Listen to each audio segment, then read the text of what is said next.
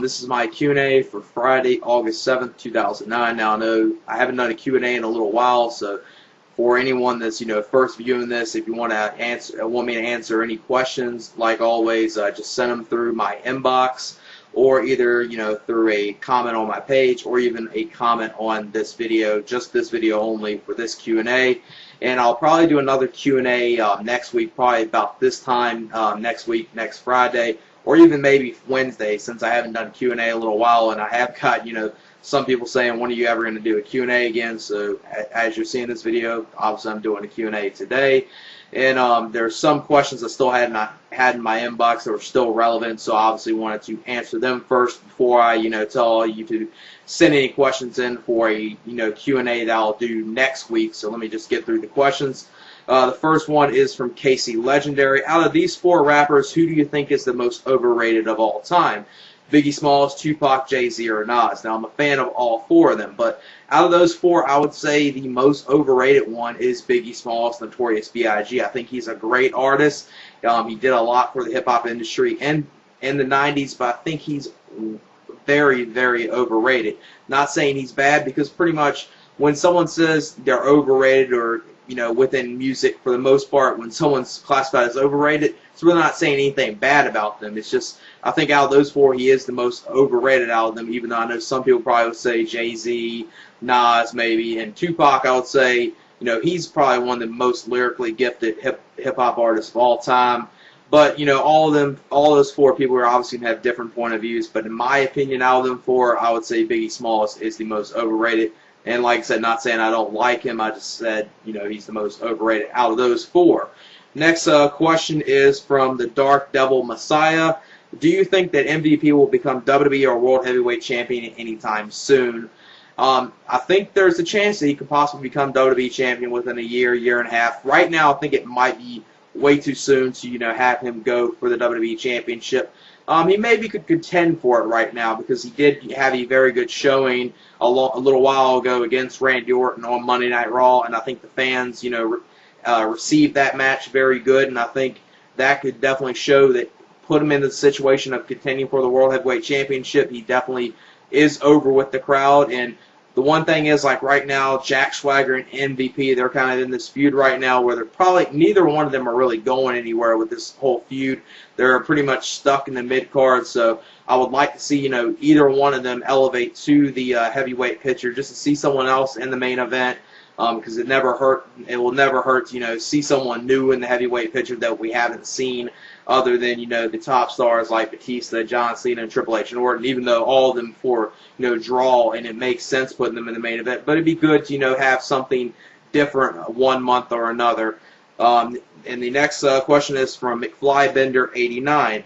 Out of the Phenom and American Badass gimmick, do you like one better than the other? Well, I think out of them two gimmicks, I think everyone is going to pretty much agree that the Phenom Undertaker gimmick is a whole lot better than the American Badass gimmick. But the one thing I will say about the American Badass gimmick is I don't understand why everyone hates that gimmick so much. Like, some people said that was like one of Undertaker's worst gimmicks, or the worst period of his career, which I do not understand, because I actually, like that stuff, like that era with Undertaker. Was as good as some of the Phenom and the stuff he did in the late 90s? No, but it was still not bad. I think, Undertaker, his character is so versatile, and he kind of can switch it around just a little bit over, right now, pretty much within 1 year, he'll be within WWE for 20 years, and he pretty much hasn't really changed his character much, other than, that little period he was the American Badass. And I didn't mind the whole American Badass for another fact that, that was kind of the way Undertaker is in real life as far as being the biker, so it fit him. It was kind of like him doing, what Austin did. Austin did in the late 90s. He was kind of doing what he was, obviously taken to a stretch, but he was doing somewhat the way he actually is in his real life. And it kind of works like that when you actually have a wrestler, kind of act like they are in their real life, but obviously, having them stretch it out to a further extent, and having them go obviously further than what they do in real life.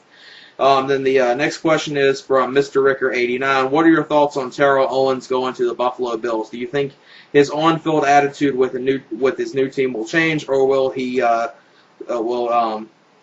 cause a scene like he did in Dallas?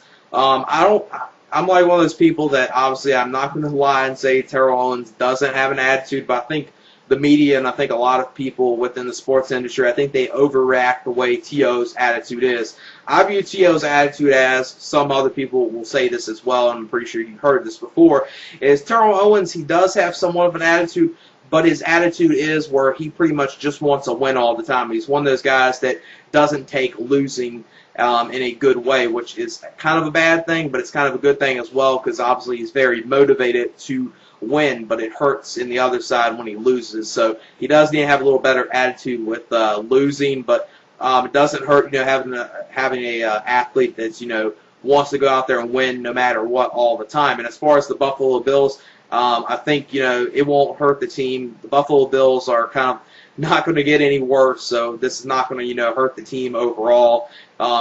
As other teams like he has went to other teams. And I think, other than Terrell Owens, there was other stuff with the teams that kind of broke them down as well. It wasn't just 100% Terrell Owens that was at fault for San Francisco, the Dallas Cowboys, or the Philadelphia Eagles. Philly, you had Donovan McNabb get injured, and that team was pretty stagnant at sometimes and very inconsistent. Same with Tony Romo, so you can't really say all three of those teams were 100% his fault, but I'm not going to lie that he doesn't have an attitude. Next couple questions are from 111 Clancy 111. What is your favorite WCW pay-per-view? Now, I'm going to say two right here because there's two other ones. Like one, I'm going to say what's my favorite as far as match quality and in-ring product as far as WCW. My favorite one and that route, I would say, is Chi-Town Rumble 89. Had the classic Ric Flair and Ricky Steamboat match. Had a good match with Sting and Butch Reed. Even had the good thing that was kind of good as far as the storyline element with it, with Paul Heyman managing the new original Midnight Express versus the Midnight Express managed by Jim Cornette. And these two, I love their feud they had with WCW/NWA. And it was just a good feud. Now, I didn't enjoy the thing that they did at the Great American Bash 89, the Tuxedo match, because that was one thing that kind of hurt it later on. But this was, a very good feud between Paul Heyman and Jim Cornette, and they managed those two teams. And that was enjoyable. And like I said, Ric Flair and Steamboat on there, that's probably one of my favorite matches of all time. So that really, adds that pay-per-view up even more. And there was other stuff on that pay-per-view as well. Now, the other one I'm going to say, this is in the category of probably my most enjoyable WCW pay-per-view in the late 90s as far as the storyline behind it that I enjoyed a lot. And this was Fall Brawl 1996. This was when they were doing the whole thing with this was the NWO at its peak. And this is when they were doing the angle where, what side Sting on? Is he going to join the NWO or is he still with WCW? And they just played it off very good. And up until the match, they did a very good job. And the Nitro the night later was very good. And Sting just coming out there, pretty much beating the hell out of everyone, was just great. And that was good on there. They had, other than the War Games match on there, the only other thing that was really good match quality on there was Chris Benoit versus Chris Jericho. Everything else was pretty much somewhat of a filler. The Harlem Heat versus Nasty Boys match wasn't that bad, but it wasn't anything to write home about. But as far as like an enjoyable pay-per-view, that's probably one of those that, for entertainment purposes, I enjoyed a lot. And as far as the other one, as far as what one I really enjoy a lot, is Chi-Town Rumble 89 during the NWA era of WCW, NWA/WCW, and that was probably my most one of the pay-per-views I liked the most. Another one was probably one I enjoyed the most as far as entertainment base behind it. What are your thoughts on the movie Casino from 1995? Thought it was a very good movie. Don't know if I'll classify it as like one of those great movies that's a must-see, everyone has to see, but it was a very good movie. And the only other thing I would have probably said, it's one of those movies that I don't have no problem with long movies, but it probably is one of those movies that kind of dragged on in some portions within it, but it was still a very good movie nonetheless. Next question is same user. What are your thoughts on Notorious, if you've seen it yet? I have a copy of it laying around. Haven't got to watch it yet, but I've heard some mixed things about it. Some people say it's good, some say it isn't. So I'll just probably give you my thoughts on that at another point, since I haven't seen it at this point. where do you see Jack Swagger's career going, and do you see him being big one day? I do see Jack Swagger being big for WWE. Now, the one thing is he has to develop some type of character within WWE, because I'm going to keep repeating this. I know a lot of you have already heard me say this millions of times, but I'm going to keep saying it is. Right now, he's still stuck in that Kurt Angle 1999 era. He's slowly starting to develop into Kurt Angle 2000, but not up into the level where Kurt Angle in 2000 was contending for the World Heavyweight title at SummerSlam and started doing his feud with Triple H. Then later on that year became World Heavyweight Champion. And the one thing with Jack Swagger is, with him and MVP, you don't want them to, either one of them, get pushed too quickly. But the one thing is you don't want them to be held back so long that by the time they get the World Heavyweight Championship, no one's going to really care with them going over. The one thing is I would do with them two is have MVP and Jack Swagger. This feud that they got going on right now, it's pretty much meaningless what they got their feud going on right now. If it was actually for the United States Heavyweight title, they could actually make the United States Heavyweight title actually mean something, and at the same time build up to athletes, because that's really what the mid-card titles, the U.S. title, and the IC Championship are supposed to do. It's not supposed to be titles pretty much delegated to mid-carders and guys you're always going to stick as mid-carders. They're supposed to be titles that actually slowly build someone up for the next level, and the next level is the World Heavyweight Championship. But WWE has pretty much lost that over the years with what the mid-card titles are supposed to do. They're supposed to help out someone and elevate them to the next level, not keep them locked there in the mid-cards forever in their whole entire career. Next question is from the Wrestling Show. What makes a Grand Slam champion? I base it off of Shawn Michaels' criteria. Now, his question was pretty much like a very long paragraph. I'll put it in the description so you can read it, but it's pretty much goes around what do you think a Grand Slam champion is. As far as what I think Grand Slam champion is kind of, in TNA right now, you obviously for a technical wise, you say not Kurt Angle, but AJ Styles is a Grand Slam champion because he had the X Division Championship, he had the World Heavyweight Championship, and he's had the Tag Team Championships and the Legends Championship as well. Kurt Angle arguably can be a Grand Slam champion, but he hasn't had the Legends Championship. But I think very few people view that title as actually meaning anything. So if you want to be technical in TNA, AJ Styles is the only Grand Slam champion, but I would count Kurt Angle as Grand Slam champion just because the Legends title is pretty much just like the Millionaire Champion, $1 million title, which was just nothing more than a prop. It's nothing that's actually supposed to mean anything serious. In WWE, Shawn Michaels was Grand Slam champion because he wasn't really in the era when they had the Hardcore Championship or anything like that, or the secondary championships, and it's pretty much had everything. And the Hardcore title is another one that, if you want to count that, there's, probably the one person you can say is Grand Slam champion is Jeff Hardy, because I think he's had the European Championship, the Hardcore Championship, Tag Championship, IC, and the World Championship. RVD, the same way with him. He had the Tag Team Championships, IC Championship, the Hardcore Championship, World Championship. So it's kind of debatable, like, what you look at it with WWE. I would say Shawn Michaels, because he was more in the era in the 90s where they just had the Tag Team Championships, the IC Championship, the European Championship for a little bit. And that was pretty much, his era. So within that era, he was a Grand Slam champion. Triple H is a guy you kind of could say with it as well, unless you count the Hardcore Championship. So it's kind of, hard the way you would say with WWE, because there's some titles like the European title. So if he didn't win the European title, does that not count him a Grand Slam champion? If he didn't have the Hardcore Championship, does that disqualify him for being a Grand Slam champion? So it kind of differs there. As well, in Ring of Honor, it's kind of different as well, because during one point from all the way of February 2004 up until the summer of 2006, they had the pure title. So if the people within Ring of Honor at that point didn't have the pure title and they still work in Ring of Honor, then I guess they're not classified as Grand Slam champions. And actually, if you look in Ring of Honor hasn't had anyone that's really, a Grand Slam champion for the most part, if you count the pure title with it. Now, Austin Aries, since he had the World Heavyweight Championship and the Tag Team Championship, you could arguably say him, because he's one of the very few that's held the World Heavyweight Championship and the Tag Team Championship in Ring of Honor. Nigel's held the pure title and the world title, but not the tag team championships. So that kind of makes it, what do you think?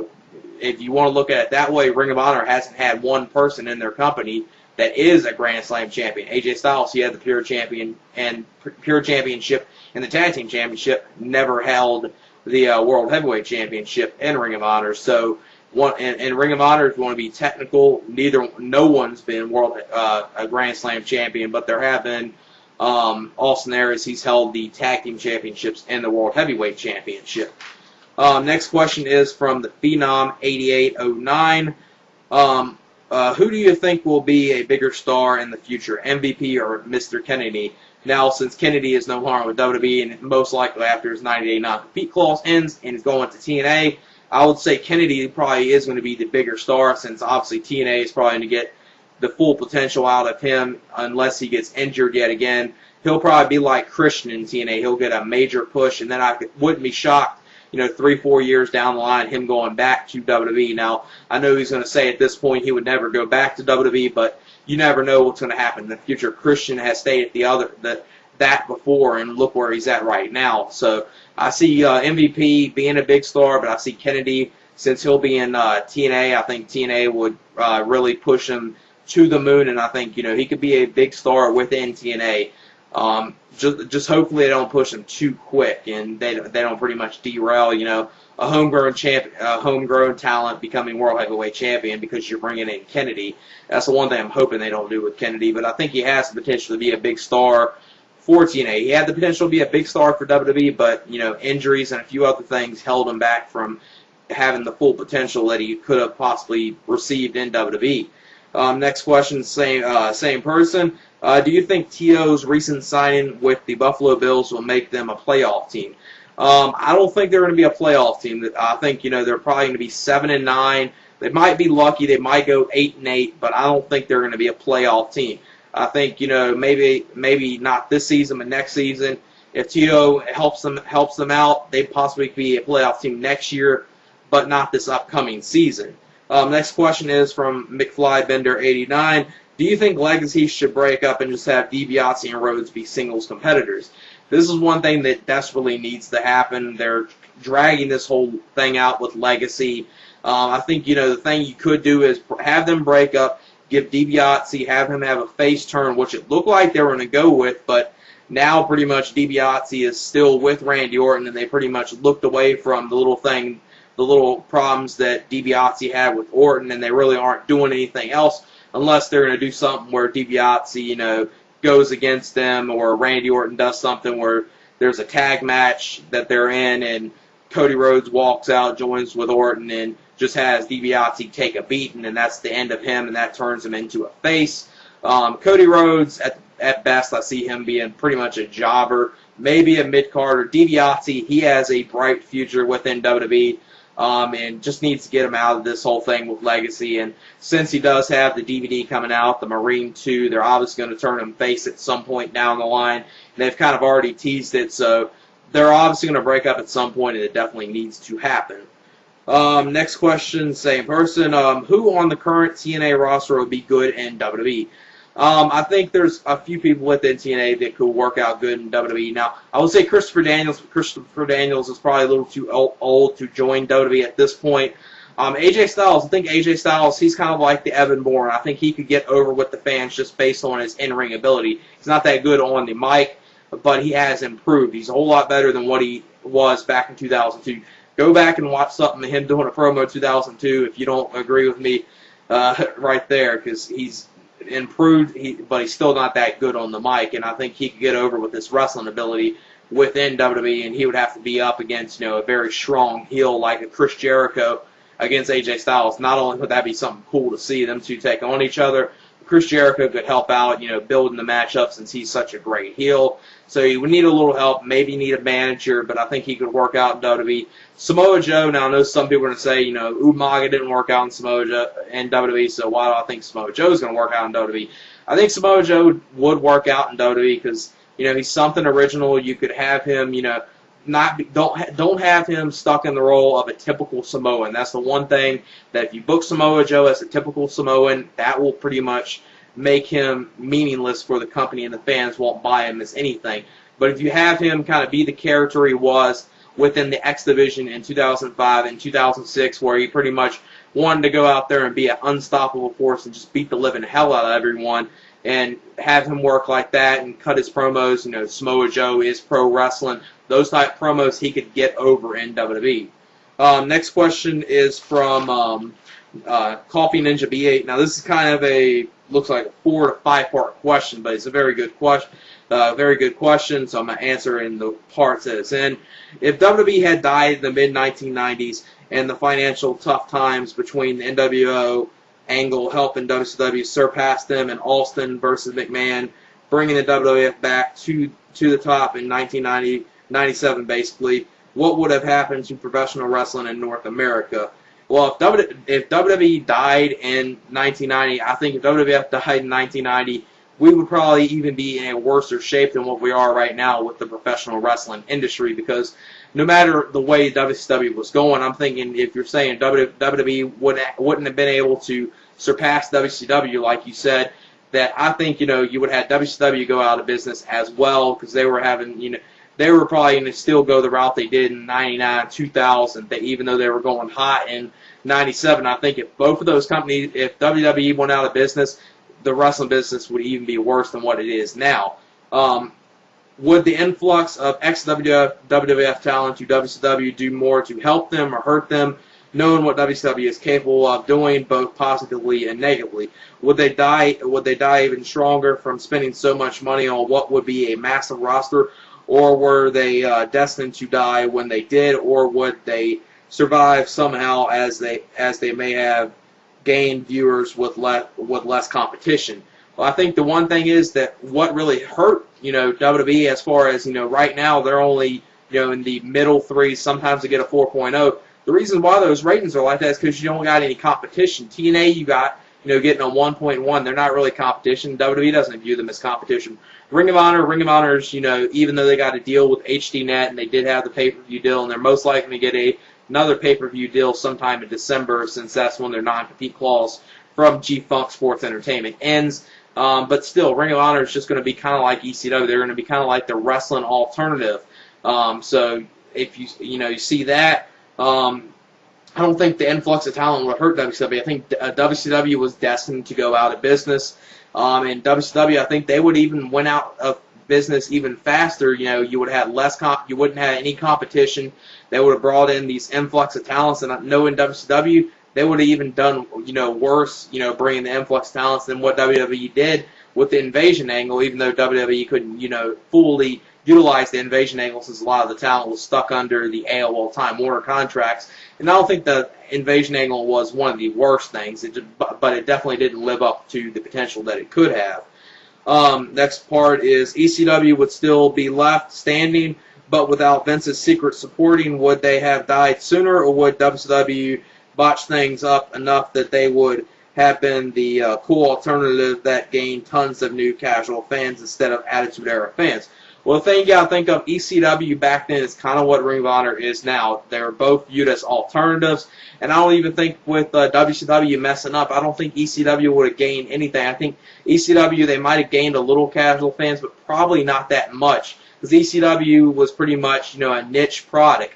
That's the one thing, Paul Heyman, he stuck to his vision of what he wanted ECW to be, but the problem was it was such a niche product that, after, they got on Spike TV, which at the time was TNN. TNN didn't really promote them as well. That was one thing that hurt them going out of business. So I don't think, ECW would have gained fans. ECW probably would have maybe stuck around as, a top indie. But I think the wrestling business, if you would have had, WWE go out of business, WCW kind of, be what WWE would have been in 2001, I think, the wrestling business would be worse, like I said earlier. Next part is, if ECW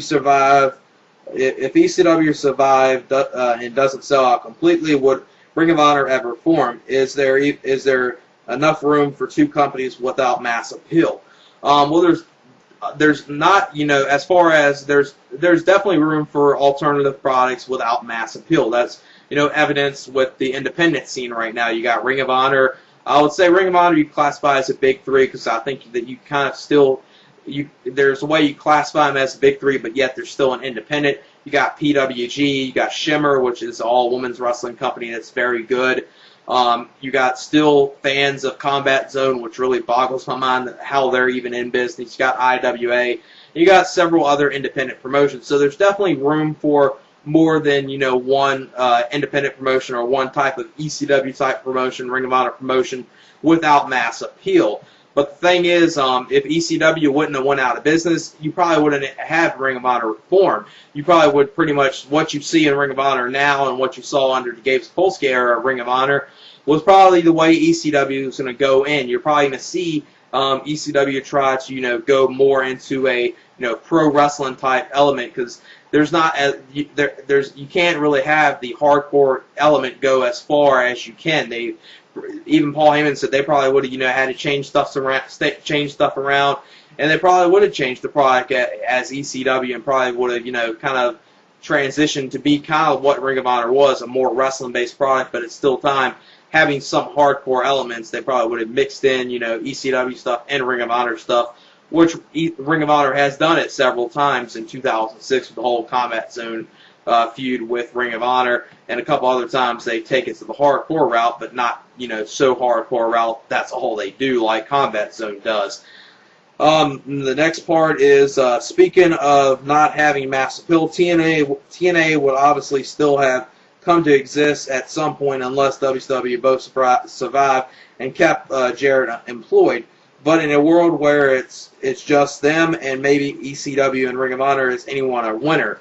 The one thing is, it's kind of like, whatever if it was like that in WCW, I think they were destined to go out of business. So me saying WCW, does that destined to go out of business? Like you said, you think, TNA would have existed some way. So you would have had pretty much, once you would have had there, you would have had TNA, ECW, and if ECW was still around, you wouldn't have had Ring of Honor reform. So you pretty much would have, an independent wrestling, world, and that's all it would be. And the wrestling industry would take even longer to rebuild. Like if we were stuck, if WWE went out of business, we probably would have even been in a worse shape than what we are now with mainstream wrestling. Because if WWE died in the late 90s, I don't know if right now would we even see anything as far as mainstream wrestling. I think if that would have happened, we probably would have seen like just, if you want to be, if you're still a wrestling fan, you'd be, into, independent scenes like, like Ring of Honor, PWG, and you would have stuff like that. But and TNA might be able to get something like, say, on Spike TV, but the wrestling industry would have really crumbled, and probably would have lost even more fans than what it did, after the Monday Night Wars ended and WWE was the #1 company. And like I said, out of that, I don't know if you really could say anyone is a winner. It'd be like, the one thing is, not only will, there will not be no #1 winner as far as companies, the fans would be the major losers out of that whole thing if that would have happened. And next question is, this is another question from McFlybender89. In the WWE, who are your favorite current singles wrestlers and your favorite current tag team? Mine are John Cena, Triple H, Rey Mysterio, and Crime Time. Well, as far as mine, I would say CM Punk easily probably is one of my favorites in WWE. Like Evan Bourne a lot, and I like MVP as well. And I actually probably one of the very few that doesn't mind John Cena. I would even maybe include John Cena in that list. Maybe take MVP out of there. As far as tag teams, WWE Tag Division is a complete joke right now. But if I had to pick, right now you got Crime Time, Big Show, and Jericho, or the Hart Dynasty. So I would obviously pick the Hart Dynasty. That last question is from No Brian, No Gain. Who do you think is the more effective heel out of Edge and Orton? Do you think either could turn face? And if so, do you think an Edge and Orton feud would be a big draw? Out of those two, I think the more effective heel is Edge. But as I stated in one of my other videos about when I discussed Edge as far as when he got injured, and obviously WWE's going to bring him back as a face, Edge is kind of versatile. He can be a face or a heel. But I think out of Edge and Orton, Edge is that type of heel that makes the fans really hate him, and they're like, I want to see this motherfucker get his ass kicked. Where Randy Orton, he kind of gets that, anti-hero reaction where it's kind of split, where some fans are cheering for him, and that reaction, that he does a good job at his heel, but sometimes he gets too cheered by the fans, and they're probably going to have to sometime with Orton kind of have him turn into being a face like Stone Cold Steve Austin. If he keeps on getting that reaction, it starts even building up even more. But out of them two, I think Edge is the more effective heel. And I think out of that feud, I think you could have an Edge and Orton feud be a big draw for WWE. I don't know if you could. It might be. I don't know if WrestleMania quality, but definitely something for SummerSlam, Survivor Series. Like I said, I don't know if it's a big draw for WrestleMania. If you had a good storyline build to it, it could be a big draw for WrestleMania. But it would have to have a good storyline behind it to make it WrestleMania quality and make it seem like it's a big draw for WWE's biggest show. But I think it could be a big draw for a SummerSlam or a Survivor Series or any other WWE pay-per-view like a Royal Rumble. So that's it for my Q&A right here. For my next Q&A, like I said earlier, I'm going to be doing a Q&A either Wednesday or at the latest Friday next week. So send in your questions through a comment on my channel, through a personal message, which I prefer the most out of these three. Send it through a personal message or a comment on this video and this video only. And yeah, that's it. Peace. Overrated out of them, even though I know some people probably would say Jay-Z, Nas maybe, and Tupac. I would say he's probably one of the most lyrically gifted hip hop artists of all time. But all those four people are obviously going to have different point of views. But in my opinion, out of them four, I would say Biggie Smalls is the most overrated. And like I said, not saying I don't like him, I just said, he's the most overrated out of those four. Next question is from the Dark Devil Messiah. Do you think that MVP will become WWE or World Heavyweight Champion anytime soon? I think there's a chance that he could possibly become WWE Champion within a year and a half. Right now, I think it might be way too soon to, have him go for the WWE Championship. He maybe could contend for it. This is my Q&A for Friday, August 7th, 2009. Now, I know I haven't done a Q&A in a little while, so for anyone that's, first viewing this, if you want me to answer any questions, like always, just send them through my inbox, or either, through a comment on my page, or even a comment on this video, just this video only for this Q&A. And I'll probably do another Q&A next week, probably about this time next week, next Friday, or even maybe Wednesday, since I haven't done a Q&A in a little while, and I have got, some people saying, when are you ever going to do a Q&A again? So as you're seeing this video, obviously I'm doing a Q&A today. And there's some questions I still had in my inbox that were still relevant, so I obviously wanted to answer them right now, because he did have a very good showing a little while ago against Randy Orton on Monday Night Raw, and I think the fans, received that match very good, and I think that could definitely show that, put him in the situation of contending for the World Heavyweight Championship. He definitely is over with the crowd. And the one thing is, like right now, Jack Swagger and MVP, they're kind of in this feud right now where they're probably, neither one of them are really going anywhere with this whole feud. They're pretty much stuck in the mid-card. So I would like to see, either one of them elevate to the heavyweight picture, just to see someone else in the main event. Because it will never hurt to, see someone new in the heavyweight picture that we haven't seen, other than, the top stars like Batista, John Cena, and Triple H. And first, before I, tell all you to send any questions in for a, Q&A that I'll do next week. So let me just get through the questions. The first one is from Casey Legendary. Out of these four rappers, who do you think is the most overrated of all time? Biggie Smalls, Tupac, Jay-Z, or Nas. Now, I'm a fan of all four of them, but out of those four, I would say the most overrated one is Biggie Smalls, Notorious B.I.G. I think he's a great artist. He did a lot for the hip-hop industry in the 90s, but I think he's very, very overrated. Not saying he's bad, because pretty much when someone says they're overrated, or within music, for the most part, when someone's classified as overrated, it's really not saying anything bad about them. It's just, I think out of those four, he is the most, even though all of them four, draw, and it makes sense putting them in the main event. But it'd be good to, have something different one month or another. And the next question is from McFlybender89. Out of the Phenom and American Badass gimmick, do you like one better than the other? Well, I think out of them two gimmicks, I think everyone is going to pretty much agree that the Phenom Undertaker gimmick is a whole lot better than the American Badass gimmick. But the one thing I will say about the American Badass gimmick is I don't understand why everyone hates that gimmick so much. Like, some people said that was like one of Undertaker's worst gimmicks or the worst period of his career, which I do not understand, because I actually, like that stuff, like that era with Undertaker, was as good as some of the